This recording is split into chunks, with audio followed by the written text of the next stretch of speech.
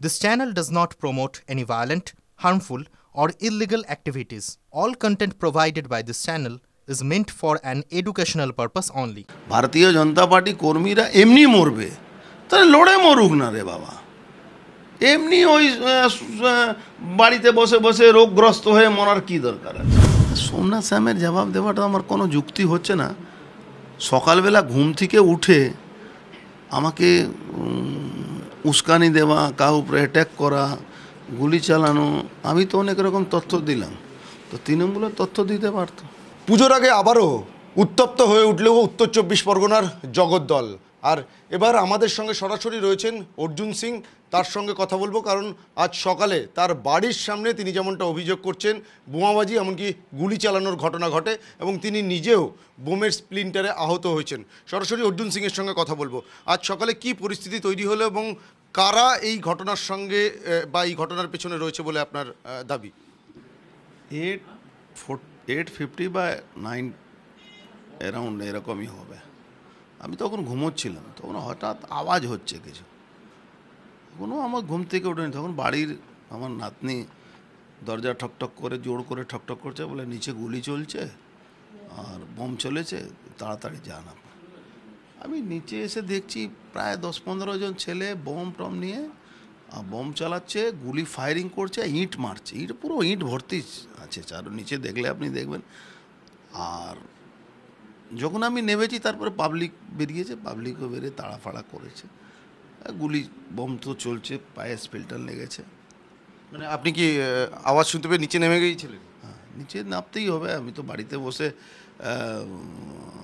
ওই বেডে sugar fail করে মরার লোক তো নয়, আমাকে তো লড়তে হবে। মমতা ব্যানার্জির বিরুদ্ধে ভারতীয় জনতা পার্টির কর্মী যদি পালায় তারও বাঁচতে পারবে না, তো ওকে নামতে হবে, লড়তে হবে। সব থেকে যেটা গুরুত্বপূর্ণ ব্যাপার, অত সাত সকালে উইথ এ ড্রেস 20 জন পুলিশ কোথা থেকে এলো? এখানে কিছু 2-4টা পুলিশের ডিউটি থাকে, আমার সিকিউরিটিরা থাকে, সেন্ট্রাল ফোর্সে। 20 জন পুলিশের মাঝখানে আপনি ভিডিও ফুটেজ দেখবেন, 20 জন পুলিশের মাঝখানে অ্যাটাক হচ্ছে, বোম চলছে, ফায়ারিং হচ্ছে, অথচ আমার বাড়ির সামনে চারোদিকে ক্যামেরা লাগানো আছে, 180 ডিগ্রি ক্যামেরা। কোর্টে আমি গিয়েছিলাম, আমার প্রাইভেসি নষ্ট হচ্ছে, আমার কাছে যারা আসে তাদের নামে এফআইআর করে, তখন পুলিশ বলেছিল আমি ওনার সুরক্ষার জন্য ক্যামেরা লাগিয়ে রেখেছে। এই সুরক্ষার জন্য ক্যামেরা কোন কাজে লাগছে এটা একে দেখলে বোঝা গেল।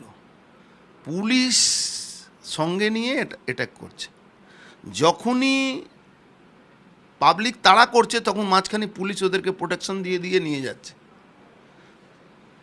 মাঝখানে পুলিশ, আমরা এখানে, তারপরে বম্বিং হলো, সেই বোমটা আমার লেগেছে। পুলিশ তো ছুটে দৌড়, মানে পুলিশের, সব পুলিশ খারাপ না, 2-4 জন বাধাও দিতে চেয়েছিল, তাদেরকে চড়থাপড়ে মেরে তাড়িয়ে দিয়েছে, ভিডিওতে দেখবেন আপনি। পুলিশকে সঙ্গে নিয়ে পুরো স্কিমটা চালানো হয়েছে। এই ছেলেটার 2021-এ না 20-তে এনআইএ অ্যারেস্ট করেছিল, এই বোম চালিয়েছিল এখানে আমার বাড়ির পাশে। মানে এর আগেও এর নেতৃত্বেই বোমাবাজি হয়েছিল। প্রায় কি পরিচয়, রাজনৈতিক কোনো পরিচয়? রাজনীতি পরিচয় হলো একে ওই বলে না কি, ওই শিকার করার জন্যে ওই ছাগলকে বেঁধে দিতে হয়, ছাগল আছে।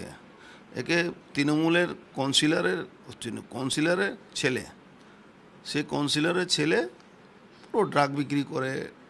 2 দিন আগে একটা সাধারণ মানুষকে পুলিশের সামনে পিটিয়ে হাত পা ভেঙে দিয়েছিল। কিছুদিন আগে তৃণমূল একটা লোককে মেরেছিল, জগদ্দল থানা থেকে জগদ্দল এমএলএ তাকে গাড়িতে নিজের বসে নিয়ে কোর্টে নিয়ে গেছিল। প্রথমবার দেখলাম কি এমএলএর গাড়িতে বসে ক্রিমিনালকে নিয়ে থানার পুলিশ একটা এমএলএ গাড়িতে বসে তাকে কোর্টে হাজিরা করেছে। কীভাবে পুলিশের একটা নেক্সাস চলছে। পুলিশ কমিশনার, আমি বারবার বলি তো, ব্যারাকপুরে পুলিশ কমিশনারেট নক্কারজনক পুলিশ কমিশনারেট, মানে তাকে ছাগল বললেও ছাগলের অপমান হবে, এরকম পুলিশ কমিশনার কোথাও দেখবেন না। এখন মমতা ব্যানার্জি দিশাহারা হয়ে এই পুলিশদেরকে সামনে রেখে এই কাজগুলো করাচ্ছেন। বিজেপি কর্মীদেরকে যারা অ্যাক্টিভ আছে, যারা পলিটিক্যাল কাজ করছে, যারা লিডারশিপ দিচ্ছে, তাকে দমানোর জন্যে। যারা সামাজিক আন্দোলন করছে, যারা অভয়া নিয়ে লড়াই করছে, ডক্টর তাকে দমানোর জন্য কাউকে মারছে, কাউকে প্রতিবাদ করলে তার উপরে হামলা হচ্ছে। নৈহাটিতে হামলা হয়েছিল, কুচবিহারে হামলা হয়েছিল, ওই কলকাতাতে হামলা হয়েছিল, সব জায়গায় হামলা শুরু হয়েছে। এখন মমতা ব্যানার্জি একটা জিনিস বুঝতে পারছেন কি, মানুষ সরে গেছে সামাজিক আন্দোলনকে। দেখুন, যে কোনো শাসন শেষ হয়েছে সামাজিক আন্দোলন থেকে। সামাজিক আন্দোলন যদি আপনি মনে করবেন, একটা সময়ে কংগ্রেস শেষ হয়েছিল জয়প্রকাশ নারায়ণের আন্দোলনের জন্য। এই সামাজিক আন্দোলনটা ডেঞ্জারাস হয়। এখন মমতা ব্যানার্জি তো নো ডাউট পোর খাওয়া রাজনীতি, উনি বুঝে নিয়েছেন কি পুলিশ আর গুন্ডাকে এক জায়গা নিয়ে এই যে পশ্চিমবাংলা বাঙালি সাধারণ মানুষ যে হয় না, একটু নিজের পরিবার, একটু ভয় পাওয়া, একটু শান্ত। অর্জুনবাবু, আপনি বললেন যে যারা হামলা চালিয়েছে, বোমাবাজি করছে, সেখানে তৃণমূল কাউন্সিলরের ছেলের উপস্থিতি ছিল, অর্থাৎ তার নেতৃত্বেই কি গোটা এই আজকের হামলার ঘটনা? নেতৃত্বেও গোটা আর 14-15 জন জিহাদি ছিল, রোহিঙ্গিয়ারা কিছু নিয়ে এসে রেখেছে, তারা ড্রাগ ফ্রাগ বিক্রি করছে ওপেনলি। এখানে ব্যারাকপুরে ড্রাগ বিক্রি করা মানে আফগানিস্তান হয়ে গেছে এটা, ড্রাগ বিক্রি কেন্দ্র। সেক্ষেত্রে সোমনাথ শ্যাম তিনি অভিযোগ করছেন যে আপনি এলাকার কিছু যুবক বা কিছু ছেলে তাদের উপরে চড়াও হয়ে তাদের সঙ্গে দুর্ব্যবহার, মারধর করেছেন, আপনি নিজে আগ্নেয়াস্ত্র দিয়ে গুলি চালিয়েছেন, এই অভিযোগ সোমনাথ শ্যাম করছেন। সোমনাথ শ্যামের জবাব দেওয়াটা আমার কোনো যুক্তি হচ্ছে না। সকালবেলা ঘুম থেকে উঠে আমাকে উস্কানি দেওয়া, কাউ উপরে অ্যাট্যাক করা, গুলি চালানো, আমি তো অনেক রকম তথ্য দিলাম, তো তৃণমূলের তথ্য দিতে পারতো। আজকের এই হামলা আচমকা কেন, কি মনে হয়? দুটো কারণে হতে পারে। একটা তো অ্যাক্টিভলি আমরা পার্টিটা করি, এখানে ধরুন সামাজিক কাজ করছি, আন্দোলন করছি, নৈহাটিতে ইলেকশন আছে সামনে, ভয় দেখানোর জন্যে, এসব একটা হতে পারে। দ্বিতীয়, মমতা ব্যানার্জির ইনস্ট্রাকশনে সব কিছু হচ্ছে। যত জায়গা যেখানে যেখানে প্রতিবাদ হচ্ছিল আপনি লক্ষ্য করবেন, সব জায়গায় কিন্তু মমতা ব্যানার্জি ইনস্ট্রাকশনেই অ্যাট্যাক হচ্ছে। কেন? পুলিশ টুটু জগন্নাথ হয়ে যাচ্ছে, পুলিশ একদম নীরব দর্শক হয়ে গেছে। তো এটা মমতা ব্যানার্জি, কারণ আমরা অনেক দিন মমতা ব্যানার্জির সঙ্গে থেকেছি, মমতা ব্যানার্জির স্টাইল অফ ওয়ার্ক আমরা জানি, ও এটা করাচ্ছে, পুরোপুরি উনি করাচ্ছে। আজকের এই ঘটনায় শুধুমাত্র তো এই প্রথম নয়, এর আগেও একাধিকবার এ ধরনের পরিস্থিতি তৈরি হয়েছে, আপনার বাড়ির সামনে বোমাবাজির মতন ঘটনা ঘটেছে। তো আজকের ঘটনার পর এখনো পর্যন্ত পুলিশ কমিশনার বা থানার সঙ্গে কোনো যোগাযোগ বা অভিযোগ জানানোর মতন কোনো? আমি অভিযোগ জানিয়েছি, থানার উপরে আমি ভরসা কোনোদিনই করি না, আজকেও করছি না।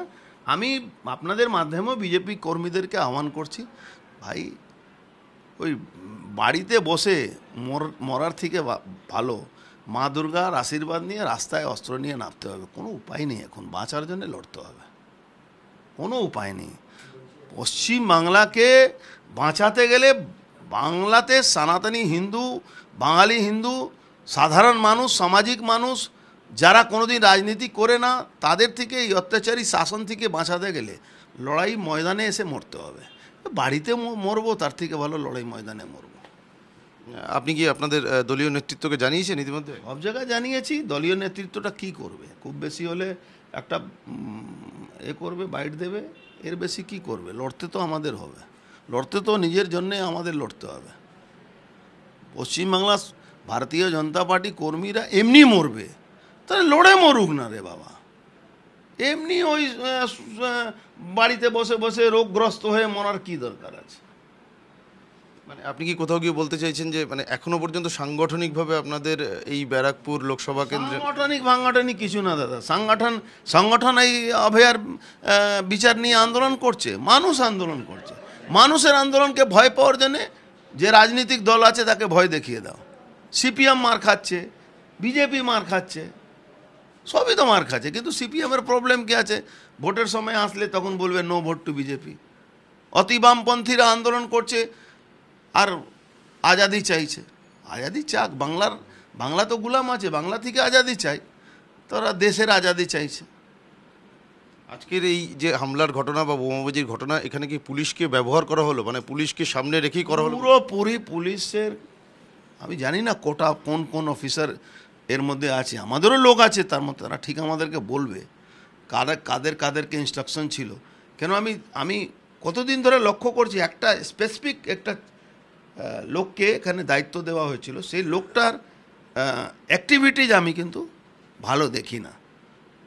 আজকে ওকে তাকে দেখলাম, ওর প্রেজেন্স ছিল এখানে, তো জানা যাবে, অসুবিধা নেই। একেবারে আমরা এতক্ষণ কথা বললাম অর্জুন সিং, তার সঙ্গে বিজেপি নেতা, এবং তিনি যেমনটা দাবি করলেন যে তার উপরে যে হামলা বা তার বাড়ির সামনে এই যে বোমাবাজি বা গুলি চালানোর ঘটনা, ইতিমধ্যে তৃণমূল কংগ্রেসের তরফ থেকে স্থানীয় নেতৃত্ব তারা তার দিকে অভিযোগের আঙুল তুললেও সেই অভিযোগ সম্পূর্ণ ভিত্তিহীন, এবং এই গোটা ঘটনার সঙ্গে তৃণমূল কংগ্রেস আশ্রিত যারা রয়েছেন তাদেরই কিন্তু যোগসাজশ রয়েছেন। এবং সেক্ষেত্রে পুলিশের ভূমিকা নিয়েও কিন্তু অর্জুন সিং তিনি প্রশ্ন তুলতে শুরু করেছেন। তার কারণ যে সময় এই হামলা বা বোমাবাজির ঘটনা ঘটে সেই সময় এলাকায় বেশ কিছু পুলিশের উপস্থিতি ছিল এবং সেই পুলিশের উপস্থিতিতেই গোটা ঘটনা ঘটে, এমনটাও কিন্তু তার অভিযোগ। ক্যামেরায় দীপঙ্কর জানার সঙ্গে সুপ্রিয় গুহ, TV9 বাংলা, জগদ্দল।